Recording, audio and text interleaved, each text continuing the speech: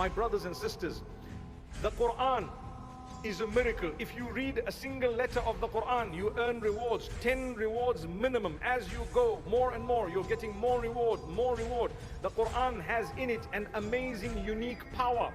The Quran has in it something that is inexplicable. You need to read it in order to feel it. And you will realize this is indeed the gift of Allah subhanahu wa ta'ala. Inna Allah la yarfa'u bihadha al-kitabi aqwaman wa yada'u bihi akharin. Through the same book, Allah elevates some people. And the same book, Allah drops some people. You are connected to it, Allah elevates you. Look at those who are reciters of the Quran. We know them, we named so many of them. What is your connection with them? It's only that they can recite the Quran in a beautiful, melodious way. What is another connection? No other connection.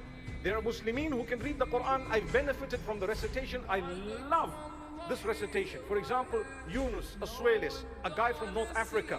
What a lovely recital. MashaAllah, tabarakallah. A guy called Hassan Saleh, now based in America, reading so beautifully. What's my connection with these people? Nothing besides the word of Allah. So Allah elevates people through the Quran, and then some are dropped through the same Quran. And that's why you find people, they spend their entire lives trying to find fault in the Quran. It started from the time of the Prophet ﷺ. They tried to find fault in the Quran. They couldn't. And they kept on picking on things, it's going to happen right to the end of time. If you're a Muslim and you don't know the response to something that someone has said against the Quran, you need to learn it. You don't just become impressed by someone who supposedly found a fault. There are no faults. There is no contradiction, not at all. But the unsuspecting, those who don't have knowledge, they might think that, oh, these guys are quite, they've studied and they found some mistakes. No errors. No errors, not at all. May Allah Almighty grant us the ability to understand how gifted we are.